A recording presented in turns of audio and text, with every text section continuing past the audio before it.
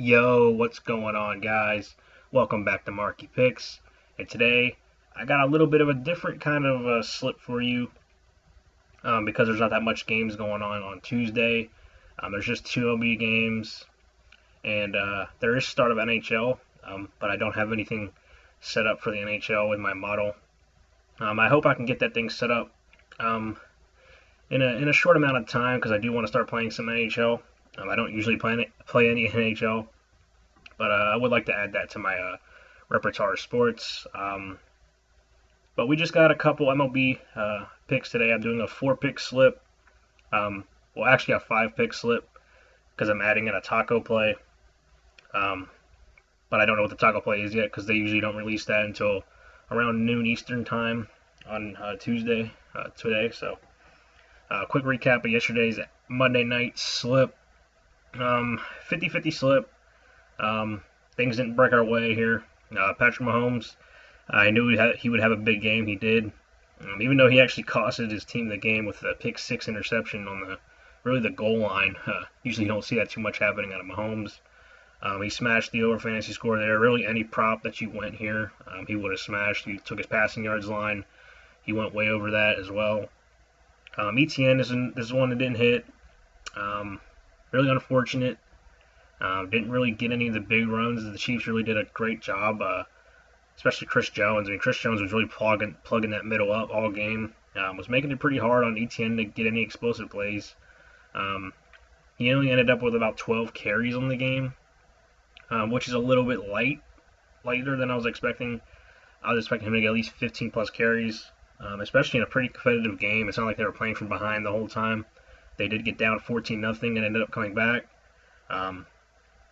Blake Snell, he really dominated in this one.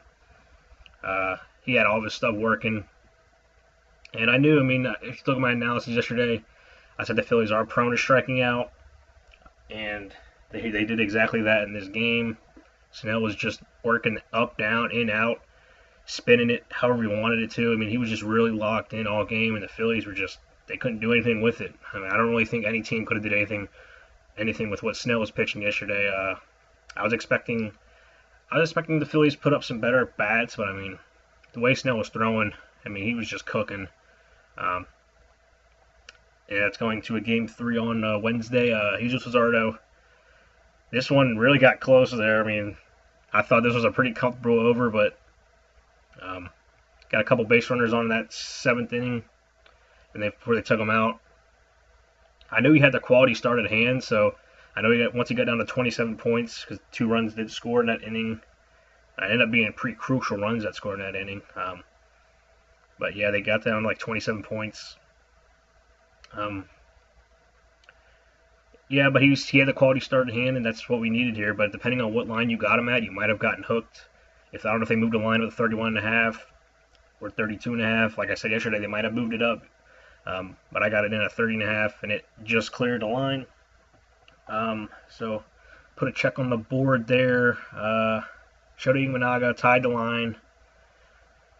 And this was a situation, like I was taking this as an insurance policy. Imanaga's really tied this line or gone over it in like most of his games this season. He did it here. He didn't get over to 3 because he got bottomed. He got hit around pretty good. So no harm done there. It was really just one of those free picks. I feel like he was easily going to get the 3. He did. Couldn't get the 4 though. Trevor Lawrence, another one in this different prop category, kind of slipping. I don't usually get out of these my comfort zone picking these other props. I did this tonight just to see what happens because there's not that much games on the slate. So I picked Lawrence under longest completion, and he would have hit this because he actually got 33-yard completion to Brian Thomas in this game, like especially late in that game. So it would have been a hook, but that 44-yard completion to Travis Hunter was really just tough. It was just a jump ball, threw it in the air. He just went up and got over like 2 guys. So that's really hard thing to predict there. And that's the only risk with taking that kind of prop category. But if he took his regular passing yards category, that would have been another tough one to swallow there. He was looking under 217.5 there, but that fourth quarter, another that big 33-yard completion to Brian Thomas that pushed that over, I believe. So I mean, it would have burned us either way. It would have been one of those nights that just really just missing by just a few points, a few yards, a few runs. It's one of those nights that happens. Not on the right side of them. So I mean, sometimes that's going to happen. You're not going to be on the right side. But I got a few plays for y'all today, so let's just go ahead and jump right into it. Shorter video today. First pick, we're jumping into Carlos Rodon over 27.5 pitcher fantasy score. I got him projected for 31.79. It's do or die for the Yankees. I'm probably one of the biggest Yankees haters. I'm not a Yankees fan at all. I don't like them at all. I want them to lose every game they play. But I don't think the Yankees are going to get swept. I mean, I don't think anybody thinks the Yankees are going to get swept. They got one of their big pitchers going. They're going to need him to step up, and I think he does today. If they want to make this a series, they got to win. They got to win every single game. They got to go reverse. They got to reverse sweep the Blue Jays. I think there's a scenario that could happen. Do I want to see that happen? Absolutely not. I want the Yankees to lose. But today we're going back to the Yankees. I think the Yankees do get a win here. I think Rodon has a dominant outing against the Blue Jays. I think he can go give him 5 or 6 innings. And that's really all this line is setting at. This line doesn't expect him to go like 6+. We're only expecting him to go around 5 to 6. And if he does that with his normal volume of pitches and stuff, I mean, the Blue Jays, they do put up pretty good at bats, so the strikeouts may not be there. But I think Rodon can keep him quiet. I don't think they score runs at all. At the most, I'm thinking he's at least 1 or 2 runs. If he gets any more than that, then we're looking a little cautious on this line. I'm expecting Rodon to go out there and dominate, though. I mean, he's one of your aces. You got to win this game, so I think he goes out there and shoves. So give me Rodon over 27.5 pitcher fantasy score for pick number 1. Pick number 2, we got Shane Bieber under 26.5 pitcher fantasy score. My projection is at 22.28. So we're taking the other side of this game, and you assume that the Yankees win this game. I think the Yankees have a game where they explode offensively. I think this is a game that can do it. Bieber has been coming back off that injury. He pitched like the end of August, so he's got a few starts under his belt. But pitching in Yankee Stadium is not the best thing to do, especially when you're the opposing team. So I think the Yankees, they need one of those games where they explode offensively. I think this is the perfect spot to do that. I think they score at least 5 or 6 runs in this game. They probably get around 3 or 4 off Bieber.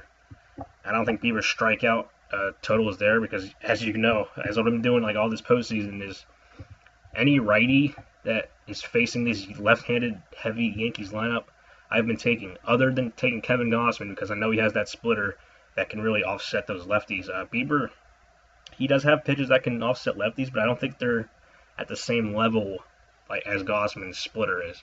So I'm back at the Yankees here. I think the Yankees are going to explode. So one of my safest plays of the day are these two right here. Jumping to pick number 3, we're going Logan Gilbert over 4.5 Ks. I'm taking his Goblin on the slip. I've got him projected for 7.24 strikeouts.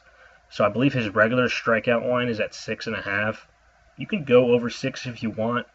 But I think that's a little bit risk because the Tigers, they're at home for the first time in the postseason. They play much better at home. So this could be a spot where Gilbert could, run into some trouble as he goes deeper in the game. I was going to take his pitcher fantasy score under at 34.5. But I also think this is a spot where Gilbert could have success. So you can go 2 different ways on this prop. I'm giving you all a couple options here. If you want to take his regular strikeout line over, I got him projected for 7.24. So I mean, it's not the strongest edge, but it's a pretty solid edge, I would say. So you could do that. There's also a Goblin at 5.5 too. That one also looks safer, but I'm just taking the 4.5 because I need some free picks in this slip. So I'm looking for the slip to hit. I'm expecting this slip to hit. So that's why I'm taking the Goblin. Jumping into pick number 4, we're going back to a regular prop. We're taking Jack Flaherty under 25.5 pitcher fantasy score. My projection is at 21.98. So, like I said, I mean, Detroit is a tough place to play at in the playoffs. They got a pretty good home crowd. I expect them to sell out the stadium today. Even though they don't get like huge crowds during the regular season, I'm expecting them to show up here in this one in a 1-1 series tie. So it's not like a do or die game by any means. Flaherty, we backed him last game. We backed him against the Guardians to go over 4.5 strikeouts. He didn't do that. He got the 4. He was looking pretty strong early, but that 5th inning he gave up some runners on base. And I think Flaherty, he's like an experienced pitcher, but I don't think his stuff's actually that good. The Mariners, they have a great lineup, so I'm expecting them to come through here in this one and put up some runs. So yeah, I think it's a strong under pick there. And to close out the slip, we're just going to take a taco picks. It's Taco Tuesday. And so this is a 5-pick slip, guys. You can split these up into 2 picks. That's probably what I'm going to do. I'm probably going to take Rodon and Bieber and put them on their own slip. But I'm probably not going to do much other than that because there's not that much games going on a Tuesday. So, yeah, that's the slip, guys. If you liked it, please drop a like in the comments, like on the video, and drop a comment down below with any of your all's favorite picks for today, because maybe you guys got some NHL or maybe some baseball picks. I would like to hear what y'all are playing as well. If y'all have any insight on my picks that I made today, please let me know. I'd like to hear what you guys are thinking as well. I'll be back Wednesday. Wednesday we'll have, I think, just baseball. There is some college football actually on Wednesday, so we should have a regular 6-pick slip on Wednesday. So a little bit out of the ordinary here over the last couple days here. Usually I'm going 6 picks, but since there's not that much options, I can only pick what I like. I don't like dropping just bad picks. I want picks that I'm going to drop that I actually feel good about. So I feel really good about the couple of these regular lines and a couple safe picks, tacos and goblins. So we should have a nice little. We're not looking for the big one today, but we're looking for a little bit of a bankroll builder kind of day, and that's really all we were looking for here today. So that's gonna do it for this video, guys. Once again, if you liked it, please drop a like button, hit the like button, and subscribe to the channel. And I'll see you back here tomorrow for another regular 6-pick slip. Thanks for watching, and I'll see you in the next one.